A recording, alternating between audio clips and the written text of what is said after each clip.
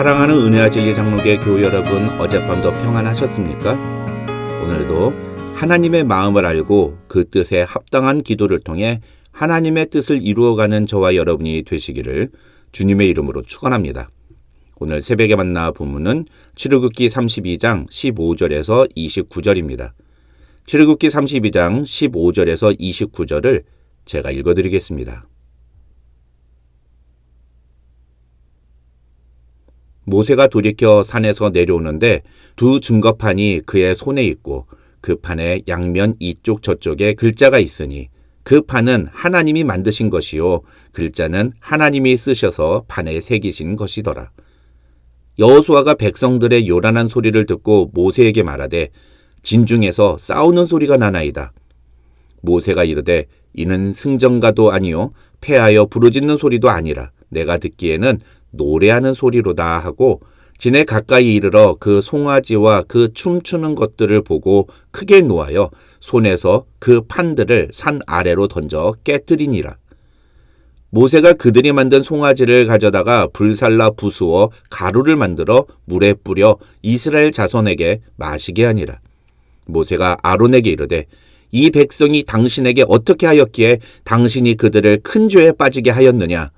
아론이 이르되 내 주여 노하지 마소서. 이 백성의 악함을 당신이 아나이다.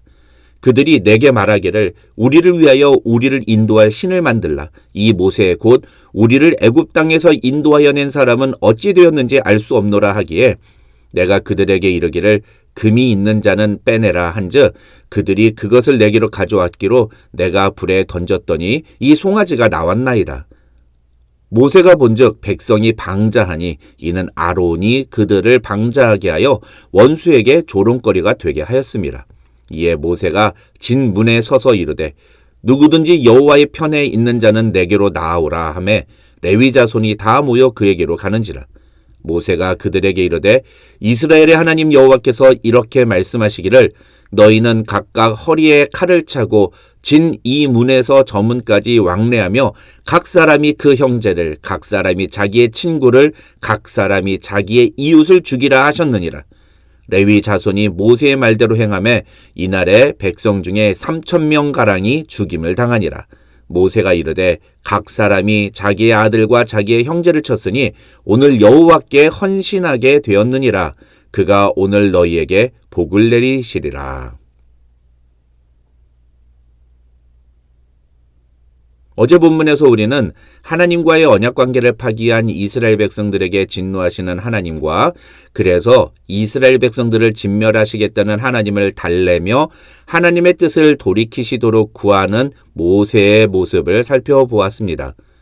그렇게 하나님의 마음을 진정시킨 모세는 드디어 시내산에서 내려오는데 오늘 본문인 15절부터 29절은 시내산에서 내려온 모세가 이 금송아지 사건을 어떻게 처리했는지를 우리에게 보여줍니다.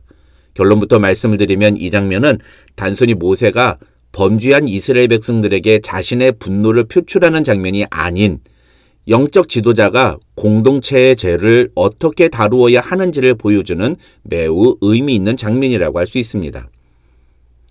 먼저 15절로 20절에서 모세는 하나님이 지금 이스라엘 백성들에게 얼마나 화가 나셨는지를 분명하게 보여줍니다. 즉 모세는 결코 이스라엘 백성들의 죄를 가볍게 넘기지 않았다는 것입니다. 모세는 이것을 두 가지 방법으로 표현했는데 하나는 하나님께서 직접 손으로 써주신 언약의 돌판을 산 아래로 던져서 깨트려버린 것입니다. 이것은 하나님과의 언약이 깨졌다는 사실을 보여주는 상징적인 행위입니다. 다른 하나는 백성들의 요구로 아론이 만든 금송아지를 부숴버린 것입니다. 금송아지는 이스라엘 백성들이 하나님께 범죄했음을 보여주는 명백한 증거였습니다. 모세는 그것을 부숨으로써 하나님께서 이스라엘 백성들에게 진노하셨음을 드러냅니다. 중요한 것은 모세는 결코 죄를 묵인하지 않았다는 것입니다. 이스라엘 백성들을 진멸하시겠다는 하나님의 뜻을 돌이키기 위해 간절히 간구했던 모세였지만 그렇다고 해서 자신도 공동체가 범한 죄를 용서하거나 묵인한 것은 아니었다는 것입니다. 그는 이스라엘 백성들의 죄가 얼마나 심각한 것인지를 분명하게 표현했습니다. 그래서 하나님이 만들어주신 돌판을 던져서 깨트려 버리기까지 했습니다. 게다가 아론이 만든 송아지를 불살라 부수고 그 가루를 물에 뿌려서 이스라엘 자손에게 마시게 했습니다. 이것은 너희가 지은 죄의 책임은 너희가 고스란히 감당해야 한다라는 의미를 담은 처벌이었습니다. 모세는 이스라엘 백성들이 저지른 죄를 단순한 실수나 가벼운 잘못 정도로 취급하지 않았습니다. 그것은 하나님과의 언약을 깨뜨리는 매우 심각한 죄였기 때문입니다. 모세는 이것을 이스라엘 백성들에게 분명하게 보여주었습니다. 둘째로 금송아지 사건은 분명히 백성들이 먼저 요구해서 일어난 일이었습니다. 그러나 21절로 25절에서 모세는 아론을 불러서 이 사태에 대해서 추궁합니다. 아론의 입장에서는 자기는 사람들이 요구하는 대로 했을 뿐이라고 말할 수 있을는지 모릅니다. 그러나 25절을 보면 성경은 아론이 그들을 방자하게 하여 원수에게 조롱거리가 되게 하였다고 말합니다. 이 25절을 쉽게 설명드리면 아론이 이스라엘 백성들을 제대로 가르치고 지도하지 않아서 그들이 마치 고삐 뿔린 망아지처럼 통제력을 상실한 채 날뛰고 있었다는 것입니다. 어떤 학자는 여기서 방자하게 하였다는 표현은 이스라엘 백성들이 옷을 벗어 던진 채 음란하고 광적인 종교 축제를 벌이고 있었다는 뜻이라고 설명합니다. 어쨌든 중요한 것은 무엇이냐? 아론이 그런 백성들의 모습을 방치했다는 것입니다. 왜 방치했을까요? 아마도 집단적으로 달려들었던 이스라엘 백성들의 모습에서 위협을 느꼈기 때문이 아닐까 추측해 볼 수 있습니다. 그들은 다수고 자신은 혼자니까 괜히 문제를 만들면 자신만 손해라고 생각했을 수 있습니다. 그러나 영적인 지도자가 그렇게 자신의 이익이나 자신에게 유리한 점을 따지느라 하나님이 맡겨주신 사명을 잊어버리고 무시할 때, 그래서 그로 인해 하나님의 사람들이 하나님을 떠나 죄에 빠져 살게 될 때 하나님은 그 책임을 반드시 영적인 지도자에게 물으신다는 사실을 우리는 기억해야 합니다.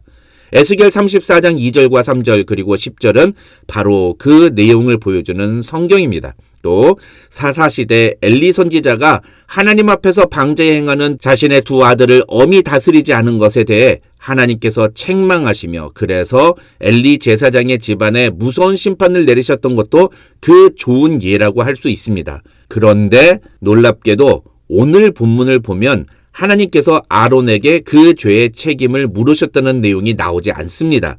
그래서 신학자들도 이 부분을 구약 성경에서 해석하기 어려운 난제 중에 하나로 꼽습니다. 하지만 대부분의 신학자들은 하나님이 아론에게 책임을 묻지 않으신 것이 아니다. 하나님은 분명히 아론에게도 진노하셨다. 그러나 모세의 강력한 중보기도 때문에 심판을 돌이키셨고 아론의 실패를 통해 인간 지도자의 무능함을 폭로하시는 동시에 그럼에도 불구하고 자격 없는 자에게 베푸시는 하나님의 주권적 은혜와 대속의 필요성을 이스라엘 역사에 영원히 각인시키시기 위해서 아론을 살려두시고 대제사장의 직무를 계속 감당하게 하셨다고 이 문제를 해석합니다. 이 부분은 뒤에 나오는 세 번째 내용과 연결이 됩니다. 이 세 번째 내용은 26절에서 29절을 보면 모세가 진문에서 이렇게 외치는 장면으로 시작합니다. 누구든지 여호와의 편에 있는 자는 내게로 나오라. 그러자 레위 자손이 다 모여서 모세에게 나옵니다. 모세는 이들에게 너희는 각각 허리에 칼을 차고 진 이문에서 저 문까지 왕래하면서 각 사람이 그 형제를, 각 사람이 자기 친구를, 각 사람이 자기 이웃을 죽이라고 명령합니다. 28절을 보면 그래서 레위 자손이 죽인 사람이 3,000명이나 됐다고 성경은 말합니다. 먼저 여기서 우리가 주목해야 하는 것은 모세가 이스라엘 백성들 중에 하나님의 편에 설 자를 불렀다는 것입니다. 26절에 나오는 누구든지 여호와의 편에 있는 자는 내게로 나오라는 모세의 외침은 자신의 죄를 깨닫고 더 이상 그 길로 가지 않겠다고 결심하는 사람, 즉 자신의 죄를 회개하는 사람은 하나님께 나오라는 결단을 촉구한 것이라고 학자들은 설명합니다. 무슨 말이냐? 모세는 죄를 지적하고 심판하기 전에 회개할 기회를 주었다는 것입니다.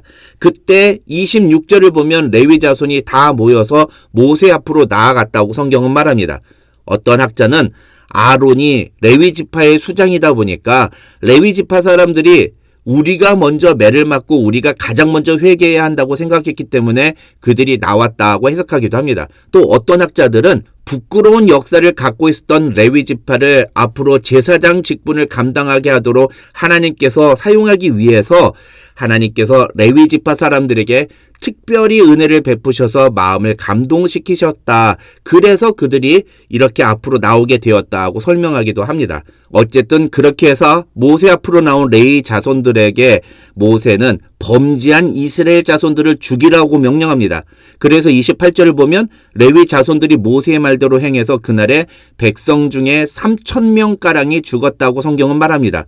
그런데 여러분, 아론이 금송아지를 만들었을 때 그 앞에서 춤추고 광란의 밤을 보낸 사람들이 고작 3,000명 뿐이었을까요? 하나님이 200만 명 중에 고작 그 3,000명이 우상숭배했다고 이렇게 화를 내시는 걸까요? 아닙니다. 하나님께 반역한 것은 이스라엘 백성들 모두였습니다. 그런데 왜 레위 자손들은 3,000명만 죽였을까요? 일단 첫 번째는 모세의 중보기도를 통해 하나님께서는 이스라엘 백성들을 진멸하기로 하셨던 계획을 철회하셨습니다. 여기서 첫 번째 하나님의 놀라운 은혜가 임했고 이 은혜 안에 아론도 포함이 된다는 것입니다. 둘째, 그럼에도 불구하고 레위 자손들이 3,000명을 죽인 것은 아마도 모세가 하산에서 금송아지를 불사르고 일련의 문책 조치를 단행할 때까지도 반성의 기미가 없이, 다시 말해서 회개하는 태도를 보이지 않았던 사람들이 있었을 것이라는 겁니다. 그러니까 이 3,000명은 우상숭배한 3,000명이 아니라 회개하지 않은 3,000명이라는 것입니다. 결국 이 장면은 회개한 자에게는 하나님의 놀라운 회복의 은혜가 부어지지만 끝까지 회개하지 않은 자에게는 무서운 하나님의 심판이 기다리고 있다는 사실을 우리에게 보여주는 장면인 것입니다. 정리하면 우리는 죄를 가볍게 처리하면 안 됩니다. 특히 리더는 공동체가 범한 죄와는 절대로 무관하지 않다는 것을 알아야 합니다. 하나님은 공동체가 죄를 범하지 않게 하기 위해서 그들을 이끌어갈 영적인 리더를 세우셨습니다. 그래서 리더는 공동체가 하나님 앞에서 죄를 범하지 않도록 그들을 가르치고 책망하고 훈계해야 합니다. 그럼에도 불구하고 인간은 그 악한 본성 때문에 하나님 앞에 죄를 범할 수 있습니다. 그러면 어떻게 해야 됩니까? 반드시 하나님 앞에 회개하는 태도가 필요하다는 것입니다. 회개하는 자에게 하나님은 은혜를 베푸십니다. 그러나 회개하지 않는 자는 하나님께서 반드시 죄값을 물으신다는 사실을 오늘 본문은 우리에게 보여주고 있는 것입니다. 오늘 말씀을 통해 죄를 바르게 처리함으로 하나님 앞에 서는 저와 여러분이 되시기를 주님의 이름으로 축원합니다.